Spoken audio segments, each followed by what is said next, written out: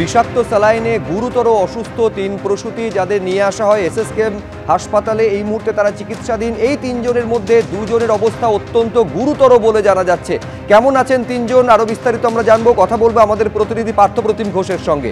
পার্থ, দেখো ৩ জন প্রসূতির মধ্যে তোমায় বলবো ৩ জনই কিন্তু একবারে হাসপাতাল তরফ থেকে জানানো হচ্ছে তারা ক্রিটিক্যাল অবস্থায় রয়েছে। তবে এক্ষেত্রে ২ জন তারা কিন্তু অত্যন্ত সংকটজনক অবস্থাতেই এখনও পর্যন্ত রয়েছে।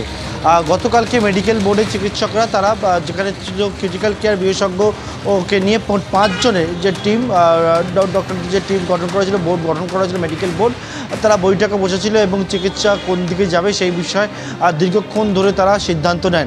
এবং এর পরবর্তীকালে যেমনটা জানা যাচ্ছে যে আজকে ৫-এর বদলে আরও ৩ জন চিকিৎসক কিন্তু বাড়ানো হয়েছে এই মেডিকেল বোর্ডে, যার মধ্যে যেমন ক্রিটিক্যাল কেয়ার বিশেষজ্ঞ অর্থাৎ তিনি রয়েছেন। অন্যদিকে কিন্তু একেবারে এখানে কার্ডিওলজির যিনি বিশেষজ্ঞ তাকে রাখা হয়েছে।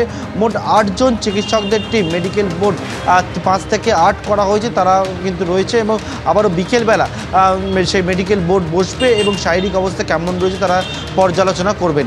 তবে ৩ প্রসূতির মধ্যে ২ জনের অবস্থা অত্যন্ত সংকটজনক অবস্থাতে এবং ২ জনে কিন্তু এখনও পর্যন্ত ভেন্টিলেটর সাপোর্টের মধ্যে রয়েছে এবং একজনকে অক্সিজেন সাপোর্ট দিয়ে রাখা হয়েছে। তিনিও ক্রিটিক্যাল থাকলেও ওনার অবস্থা কিন্তু অন্য ২ জনের তুলনায় অনেকটাই ভালো, তেমনটাই চিকিৎসকরা অভিমত।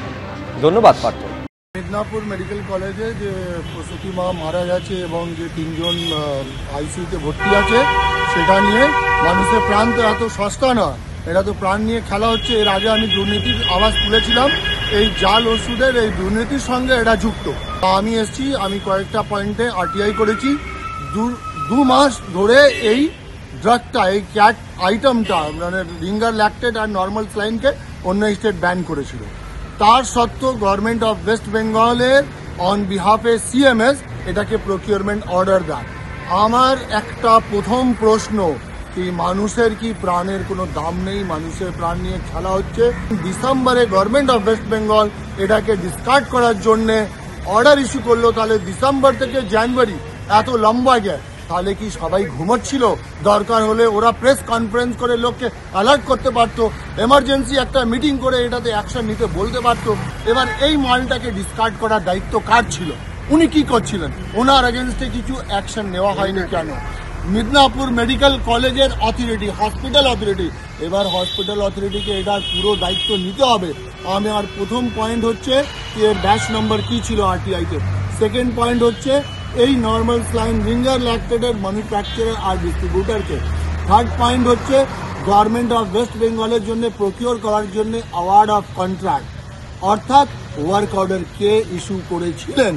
থার্ড পয়েন্ট আমার হচ্ছে কি এই মালটা ডিসকার্ড করার দায়িত্বটা কার ছিল? ডিসপোজ করা যখন এটাকে ব্ল্যাক লিস্টেড করা হলো, উনি কি অ্যাকশন নিয়েছেন?